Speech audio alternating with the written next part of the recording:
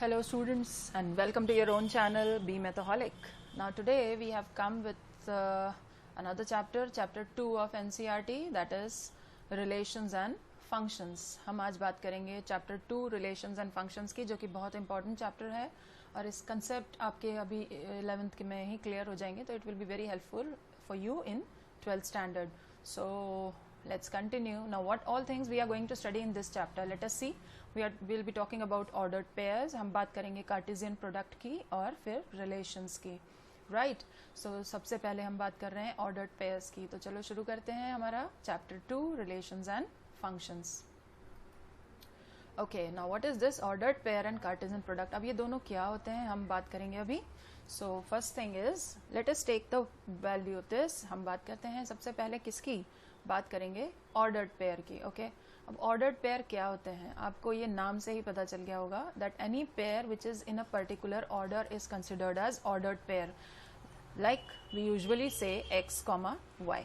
Okay, now as you know, if I am taking two pair of coordinates 1 comma 2 and 2 comma 1, अब आप बच्चों जानते हैं कि 1 2 और 2 1 दोनों सिमिलर नहीं होते हैं. क्यों नहीं होते हैं? बिकॉज अगर हम इनको रिप्रेजेंट करेंगे रेक्टेंगुलर कार्टेशियन सिस्टम में, ग्राफिकली रिप्रेजेंट करेंगे तो डेफिनेटली 1 2 और 2 1 का रिप्रेजेंटेशन अलग होगा. So definitely order is very very important. So these are considered as ordered pairs. Okay, now let's see what this Cartesian product says. I hope ये ordered pairs आपको समझ में आ गए होंगे. अब Cartesian product क्या है, ये term नया है आप लोगों के लिए. So we'll consider this Cartesian product and I'm going to tell you this Cartesian product through some examples. So at first सबसे पहले हम बात करते हैं इसकी definition की. तो definition क्या कहती है? Okay, so let A and B be any two sets. Let us consider A and B be any two sets. Then A Cartesian product का हम रिप्रेजेंट करते हैं A क्रॉस B से या B क्रॉस A से. So A cross B, this is showing the Cartesian product of two sets. It is given as x comma y such that x belongs to A and y belongs to B. Okay, what we have done, this is the definition of Cartesian product. A और B अगर कोई non empty sets हमने लिए हैं, कोई भी sets हो सकते हैं. So A cross B can be represented as x comma y such that x belongs to A and y belongs to B. और if you want to write B cross A, अगर हमको यहाँ पर B cross A लेना है तो B cross A में क्या होगा, elements of B will come first and elements of A will come later on. So it can be represented as y comma x such that x belongs to A and y belongs to B. Okay, so अगर आप इसको x comma y भी लेना चाहें तो x B को belong करेगा, y A को बिलोंग करेगा. So in either way you can represent and write the statements here. Okay, so this will give you B comma B cross A. This is how the Cartesian product of two sets is represented. So let us understand this more with some example over here. Let A equals to 1 comma 2 and B equals to 3 comma 4 comma 5. I mean you can take three elements in this. Now as we know, this is NA equal to 2 in this and NB equals to 3 elements. There are 3 elements in set B. Now if I am to solve for A cross B, तो A cross B हमें क्या मिलेगा बच्चों, आप जानते हैं यहाँ पर 2 एलिमेंट्स हैं, यहाँ पर 3 elements. So this has to be represented in a set of ordered pairs. So 1 comma 3, 1 comma 4, 1 comma 5. Similarly you can write 2 comma 3, 2 comma 4 and 2 comma 5.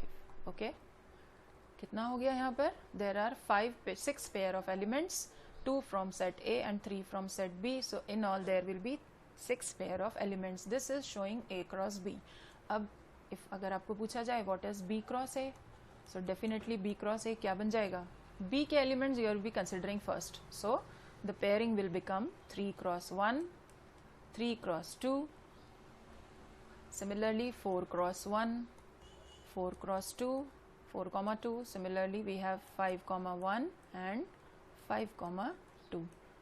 As you can see the pairs are all different. The pairs जो दोनों जो है यहाँ पर same नहीं है। तो आपको समझ में आ गया होगा कि ऑर्डर कितना इंपॉर्टेंट है। ए क्रॉस बी अलग पेयर से रिप्रेजेंटेशन हो रहा है, बी क्रॉस ए का अलग पेयर से रिप्रेजेंटेशन हो रहा है। अब इससे एक चीज़ और कंक्लूजन हम निकालते हैं। सो क्या क्या ऑब्जर्वेशंस हम निकालते हैं इन सब इससे। So let us see what all observations we can see here while solving or while finding the Cartesian product of two sets here. So A cross B आप देख रहे हैं यहाँ पर 1, 2, 3, 4, 5 and 6 pair of ordered pairs are there, and here there are also again a 6 pairs. So what conclusion we have come across, that if in a set, if there are two sets, then first conclusion says that if Na equals to number of elements be m, and in another set if number of elements are n, then the total number of elements in A cross B will be m into n. As you can see over here in the above example, यहाँ पर 2 थे, यहाँ पर 3 थे, 3 2 times is 6, so there will be 6 pair of ordered elements. So this is the first observation which you have to remember. Okay. Second observation क्या कहता है कि if A is any non-empty set, okay, A is any non-empty set and B is an empty set. B क्या है, एक empty set है। आप पढ़ चुके हैं सेट थ्योरी में empty और non-empty sets क्या होते हैं। So if A and B is empty set, so what will be the Cartesian product, children? A cross phi will always be phi. Please remember this. Okay. Third condition says if A is an finite set वो होते हैं जिनमें elements are countable, and B is an example of infinite set. Right? Now please do not confuse and mix up these two things. Non-empty और empty अलग चीज़ें हैं, finite और infinite अलग है. Infinite means which are not countable, like set of natural numbers is an infinite set. Okay, so if A is a finite set and B is an infinite set, then A cross B will always be equal to an infinite set. Okay, the Cartesian product of A cross B will always be infinite. Please remember this. Next is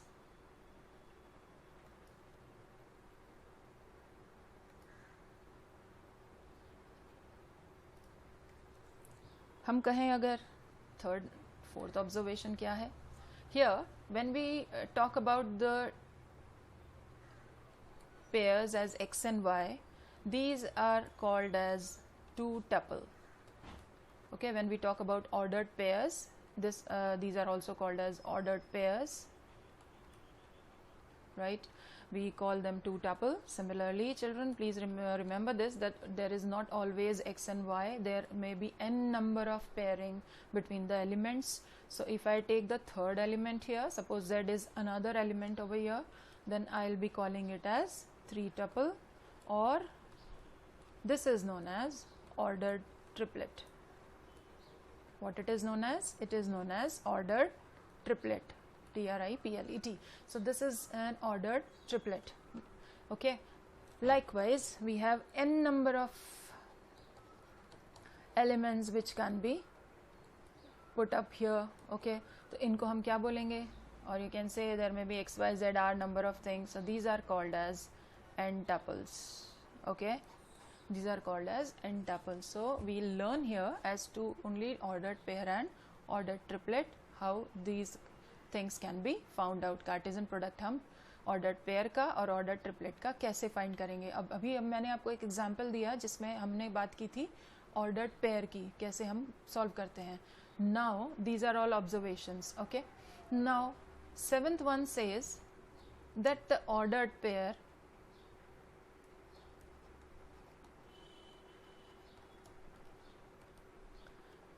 are said to be equal. Ordered pair को हम equal अगर हैं, ordered pair are said to be equal, then the corresponding elements will also be equal. अगर ordered pair equal है, आपको दे रखा होगा, if ordered pairs are said to be equal, then the corresponding elements will also be equal.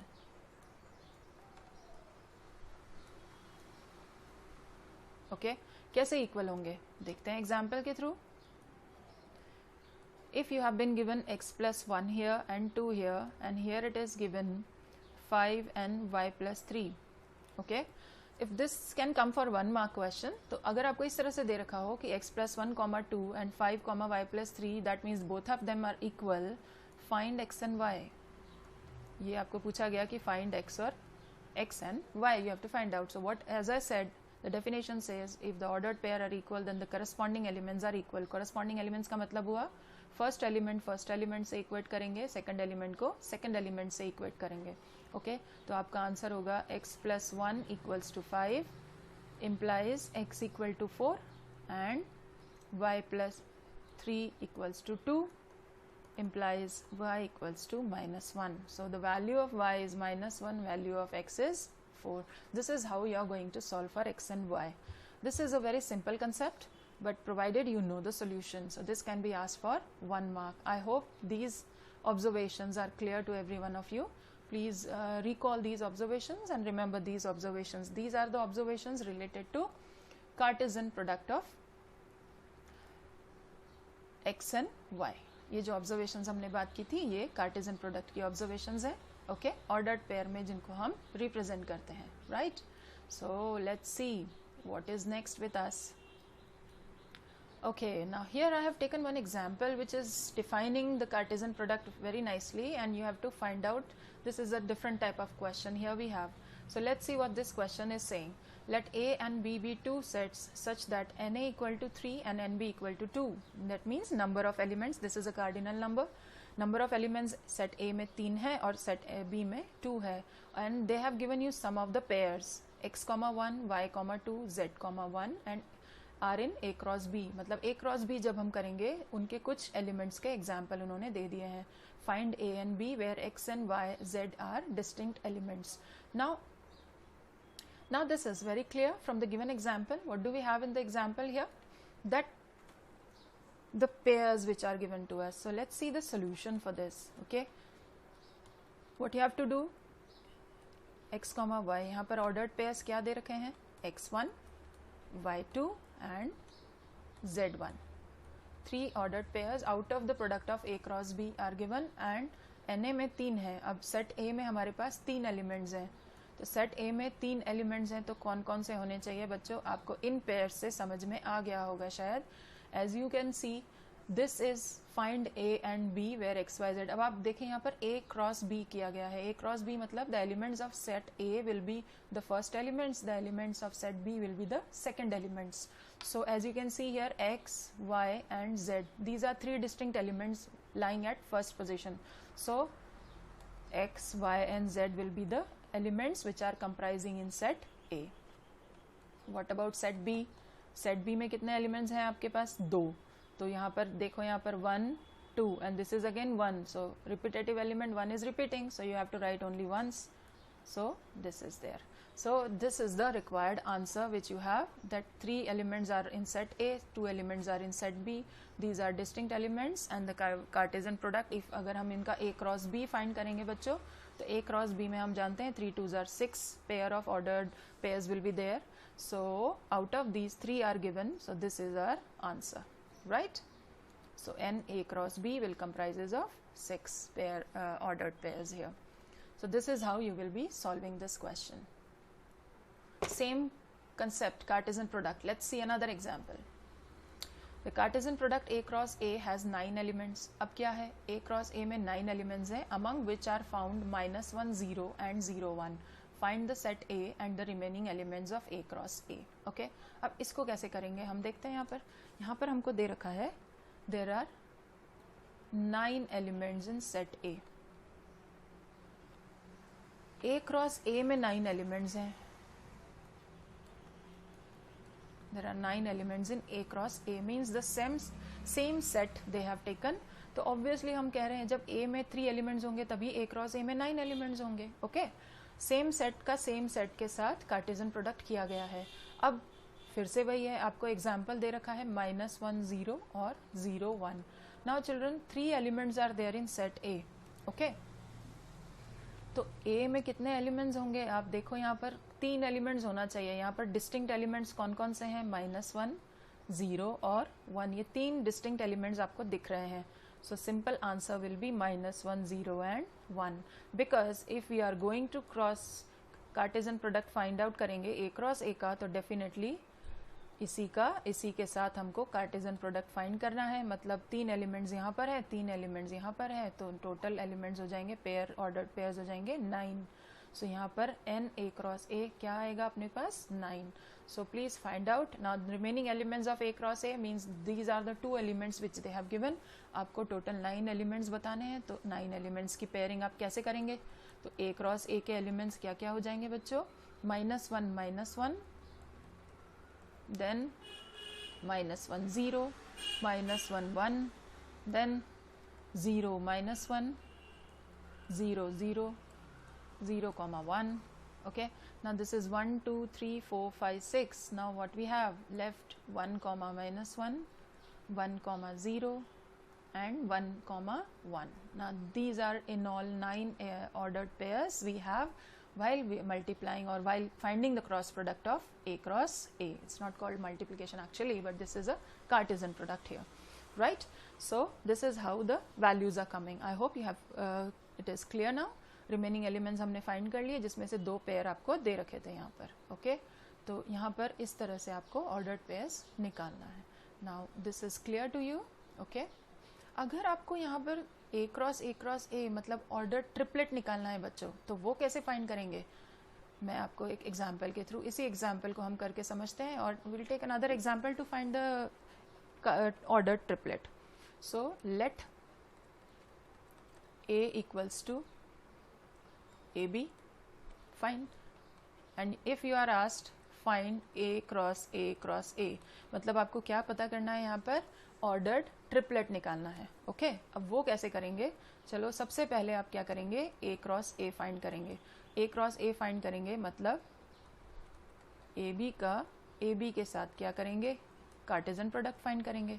तो देखो क्या मिलता है हमको. 2 एलिमेंट्स यहाँ पर है, 2 एलिमेंट्स यहाँ, in all 4 ordered pairs should be there. So AA, then we have AB, then we have BA, and then we have BB, okay? Now this is A cross A. Now what we have to find? A cross A cross A. So again you have to find the Cartesian product with AB. So 1, 2, 3, 4 multiply by 2 elements, so 4 2 times 8 ordered pairs should be there. So ordered triplet will be coming. Now this is ordered pair, cross कार्टेजन product find करेंगे इसके साथ, तो हमें नया pair मिलेगा A. In all there should be 8, okay? So we have A, B and A, then we have B, A and A, okay? Then we have B, B and A, right?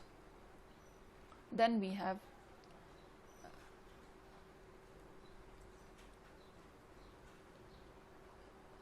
A, B, then we have A, B and B, then we have B, A and B, then we have B, B and B, right? So 1, 2, 3, 4, 5, 6, 7, 8. In all there are 8 ordered triplets. These are called triplets. We have 3 elements in a particular formation, okay? So this is how you will be solving for A cross A cross A. So please remember this Cartesian product, everyone, right? Next in continuation will be relations here. Now let's see the definition of relations. Now as you know and very well aware of what the Cartesian product and ordered pair is, now we'll talk about relations. So a relation, I'm just quoting you the definition and then I'm going to explain it to you. आपको समझाऊंगी मैं. Relations की definition क्या कहती है?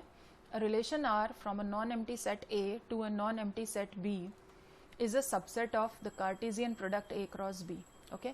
Non-empty set A से non-empty set B में is a subset of A cross B, okay? Now what is the relation? In a simpler manner you can understand, a relation R in a set A is a subset of A cross A, and you know what is Cartesian product.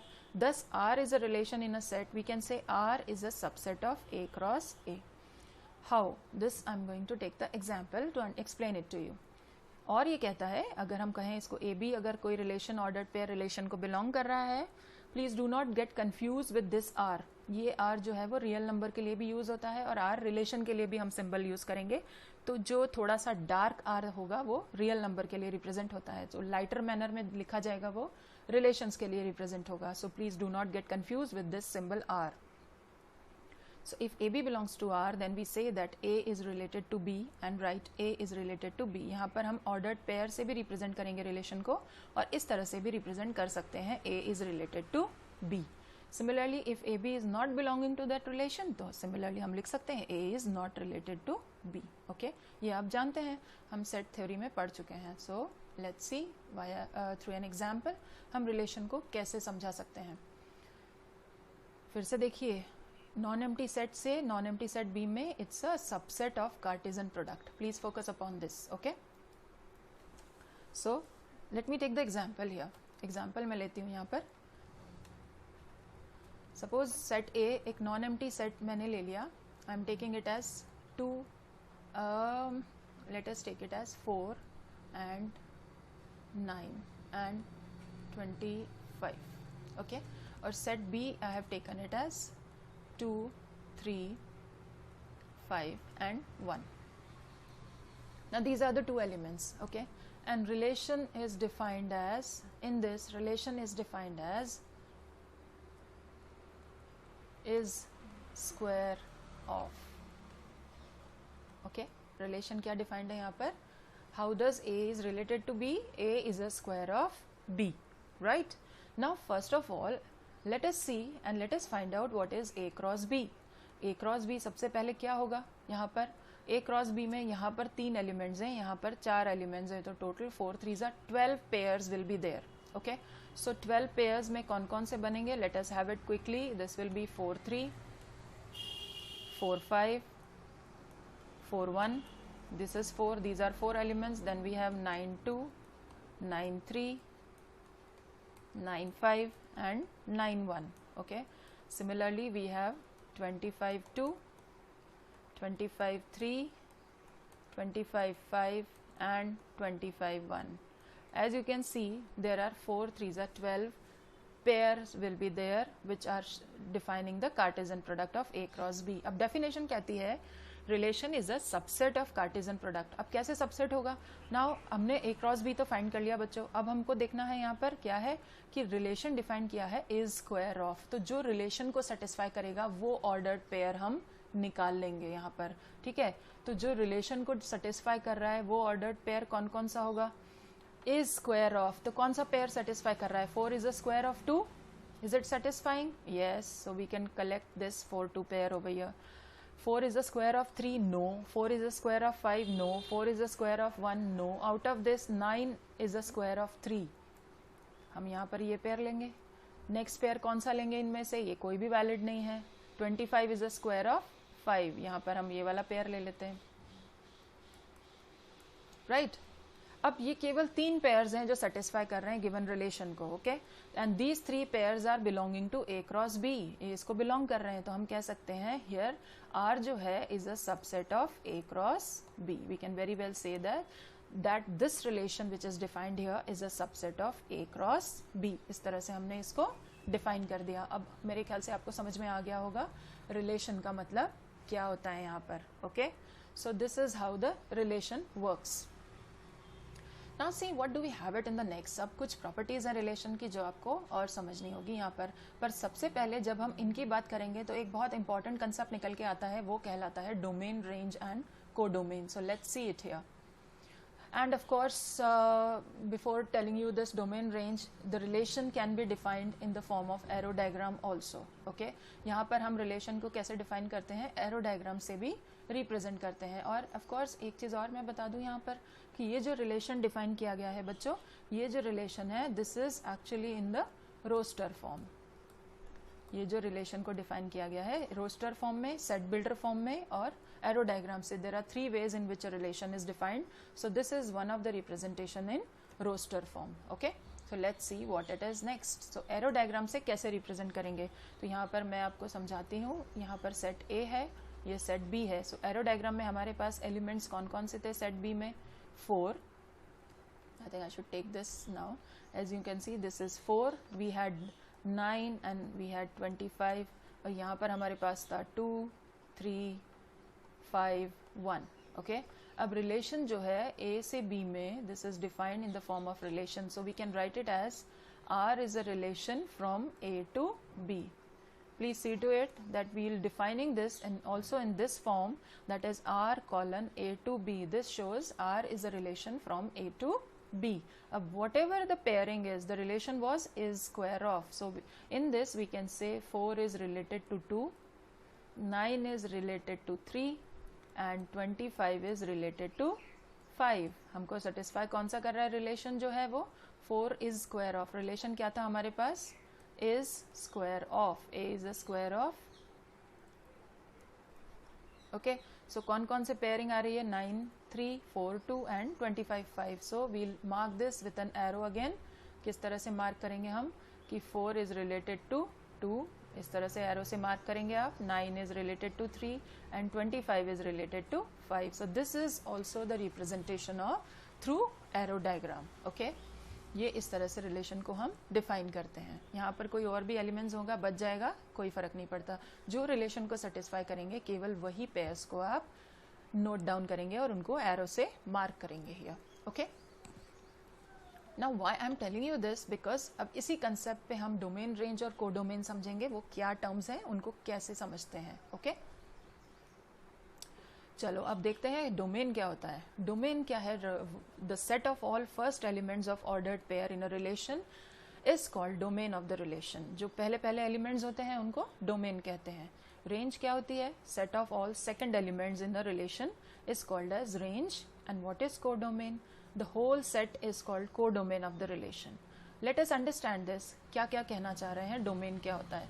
So as I said, ये जो ordered pair हमने अभी solve किया था relation के लिए, तो सबसे पहले मैं इसको समझाऊंगी आपको. इसको कैसे समझना है, please see to it that what this is trying to say. तो डोमेन क्या हो गया? अब ये जो हमने ऑर्डर्ड पेयर्स यहाँ पर किए हैं बच्चों, यहाँ पर फर्स्ट एलिमेंट्स जो होंगे वो कहलाएंगे domain. So domain of this will be 4 9 and 25. Always remember domain को हम सेट में ही कर्ली ब्रैकेट्स में रिप्रेजेंट करते हैं हमेशा. Okay, so domain of this will be the elements first elements जो होंगे वो ऑर्डर्ड पेयर के डोमेन एलिमेंट्स कहलाएंगे. रेंज क्या कहलाएगी? Range will be all second elements means 2 3 and 5. So this will be 2 3 5. All right, this will be the range. And what is codomain? Codomain is the whole entire set. Whole entire set means this set B will be the codomain. Please remember, the elements of set B will always be considered as codomain. A और B sets हैं यहाँ पर, तो codomain elements जो होंगे वो हमेशा set B के एलिमेंट्स कहलाएंगे. इसको और थोड़ा सा एलोबरेट करते हैं जो एरो डायग्राम हमने समझा है उसके थ्रू. तो चलो यहाँ पर आप बताओ, अभी मैंने लिखा है यहाँ पर, तो सेट A के एलिमेंट्स जो हैं जो एसोसिएटेड हैं केवल वही एलिमेंट्स डोमेन एलिमेंट्स कहलाएंगे. Okay, so domain will be 4 9 and 25. Set B के एलिमेंट्स जो एसोसिएटेड हैं सेट ए के एलिमेंट्स से केवल वो ही रेंज कहलाएंगे 2 3 एंड 5. ओके, और यहाँ पर 1 बच रहा है, कोई बात नहीं, तो रेंज क्या, कोडोमेन क्या हो जाएगा?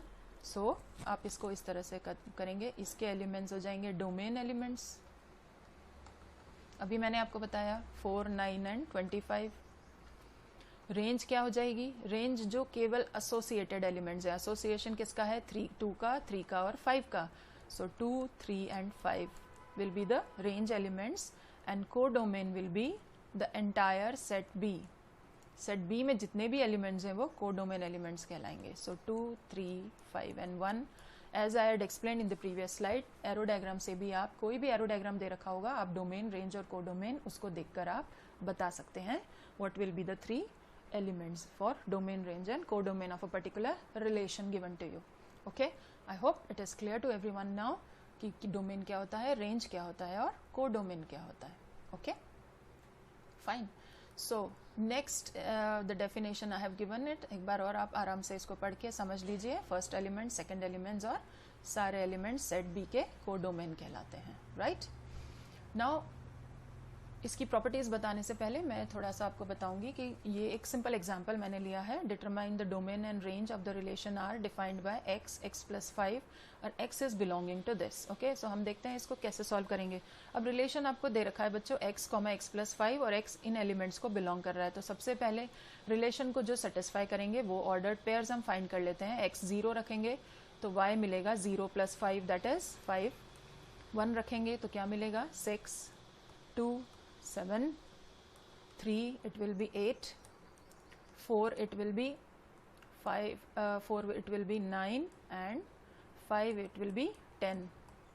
Now see domain and range. तो मैंने आपको बताया डोमेन सारे फर्स्ट एलिमेंट्स क्या होंगे, डोमेन एलिमेंट्स होंगे. तो domain of this will be equal to domain of this relation will be, इसको इस तरह से लिखेंगे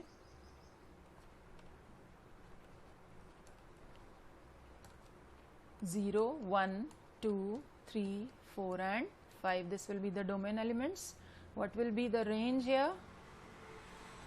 Range will be 5. All second elements. देखो ये 5, 6, 7, 8, 9 and 10. So 5, 6, 7, 8, 9 and 10 will be the range and codomain will be all second elements codomain कौन सा होगा, कोडोमेन जो होगा, आपको कोडोमेन इनफैक्ट पूछा ही नहीं है यहाँ पर इन्होंने डोमेन और रेंज पूछा है तो डोमेन और रेंज आप निकाल दीजिए.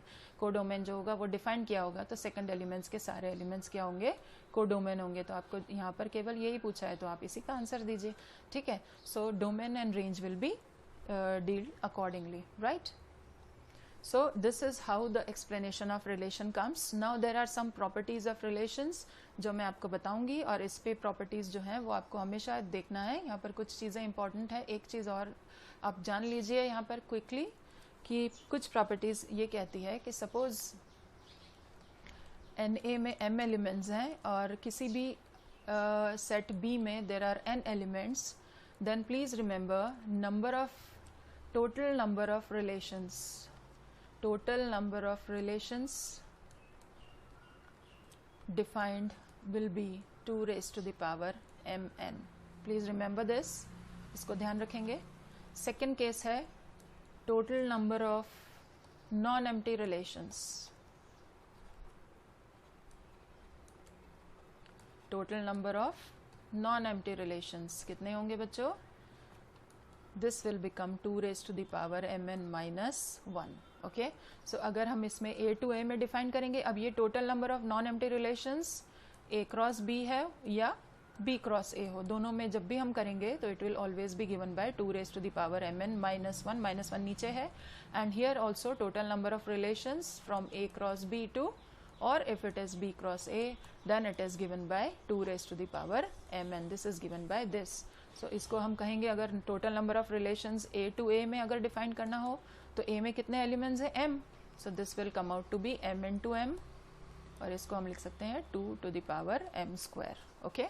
Similarly from B to B if you are to find out then this will be 2 raised to the power n square. So remember these three things. This can be asked for 1 mark question. So now children we'll deal more about in the next video about the different graphs of relations and of course different functions. हम बात करेंगे functions जो एक special type of relation है उसके बारे में बात करेंगे, functions के graphs के बारे में बात करेंगे और कुछ और questions हम deal करेंगे. So bye for now and happy learning, easy learning, and please put your comments if any queries if you have, put your comments in the comment box. Thank you so much for watching the video.